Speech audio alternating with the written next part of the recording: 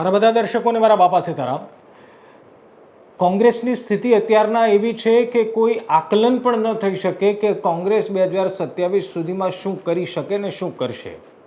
આમ તો દેશની સૌથી જૂના પક્ષ તરીકે ગુજરાતમાં કોંગ્રેસનું અસ્તિત્વ વર્ષોથી, અને આમ તો ગુજરાત બન્યું એ પહેલાંથી છે, પરંતુ છેલ્લા 30 વર્ષમાં કોંગ્રેસની જે સ્થિતિ ગુજરાતમાં જોઈ રહ્યા છીએ એનાથી કોંગ્રેસના નેતાઓ તો ઠીક, પરંતુ હવે કોંગ્રેસના કાર્યકર્તાઓ પણ એ શંકામાં છે કે કોંગ્રેસ કા ક્યાં હોગા. અધિવેશન તો હાઈકમાન્ડે અમદાવાદમાં કરી દીધું, પરંતુ અધિવેશનમાં થયેલી વાતો અને અધિવેશનમાં થયેલી ચર્ચાઓનું અમલીકરણ ક્યારે થશે એની રાહ બધા જ જોઈ રહ્યા છે.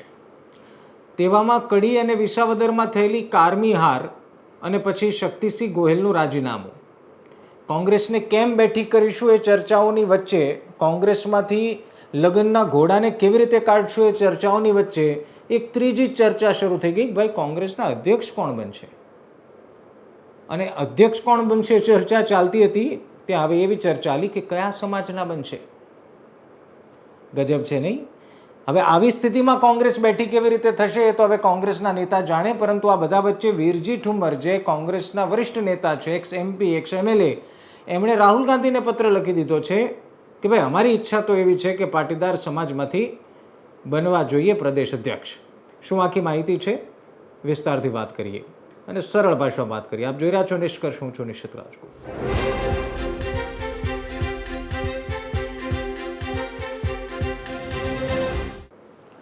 બાપલિયા, પહેલી વાત એ સમજી લો કે કોંગ્રેસમાં એ ચર્ચાઓ નથી ચાલતી કે પ્રદેશ અધ્યક્ષ માટે ફિટ કોણ બેસશે. એ ચર્ચાઓ ચાલે છે કે કયા સમાજમાંથી બનશે. એ ચર્ચાઓ ચાલે છે કે સિનિયર નેતાઓને બનાવવા જોઈએ. એ ચર્ચાઓ પણ ચાલે છે કે જે વર્ષો સુધી કોંગ્રેસની સાથે જોડાયેલા છે એમને બનાવવા જોઈએ, કારણ કે એ પણ મુદ્દો છે ને. કોંગ્રેસ માટે એ મુદ્દો એટલા માટે મહત્વનો છે કારણ કે વર્ષો સુધી અમુક જ ગણ્યા ગાંઠ્યા નેતાઓ કોંગ્રેસની સાથે છે, બાકી 70-80 જણા તો ભાજપમાં જઈને બેઠા છે. બરોબર ને?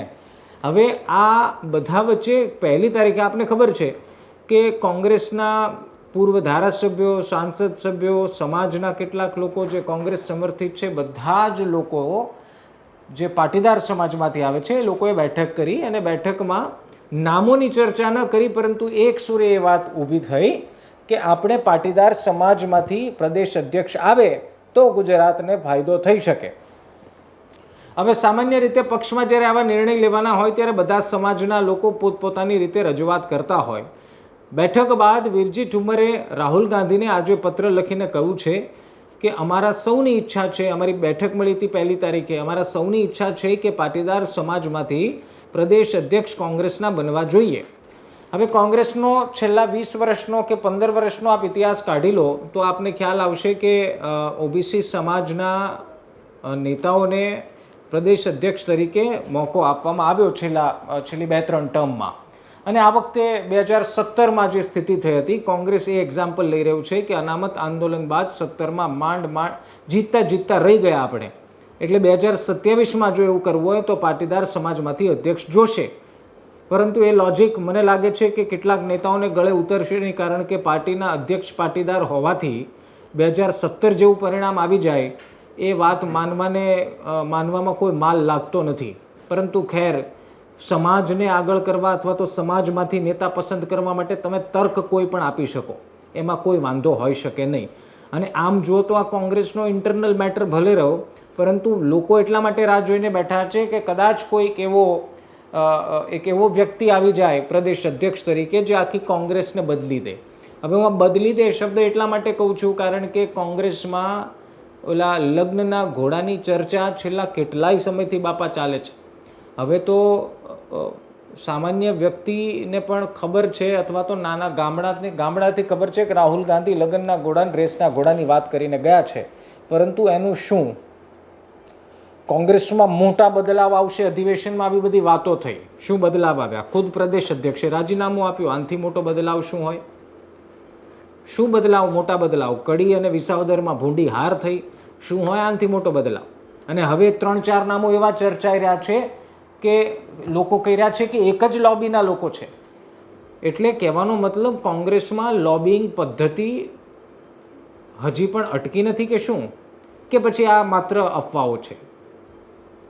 એક જ લોબીના લોકો, જો વારંવાર કોંગ્રેસ પર એવો આરોપ તો લાગતો રહ્યો કે એકના એક ચહેરાને રિપીટ કરો છો, એટલે આ વખતે હવે એક એવો જુવાળ ઉઠ્યો છે કે ભાઈ એકના એક વ્યક્તિઓને નહીં, કોઈ નવા વ્યક્તિને ચાન્સ આપો, એકને એક લોબીના વ્યક્તિ નહીં, એકને એક ઓલાથી આવતા વ્યક્તિ નહીં, પરંતુ નવા વ્યક્તિને ચાન્સ આપો. અને એવા નવા વ્યક્તિની વચ્ચે પાટીદાર સમાજે એવી માંગ કરી છે કે આ સમાજમાંથી પ્રદેશ અધ્યક્ષ આપો. કોઈ પાર્ટીના પ્રદેશ અધ્યક્ષ કોઈ સમાજથી આવે અને એ સમાજ પાર્ટીને ચૂંટણીમાં ઉગારી લે, એ વાતમાં કેટલો દમ છે.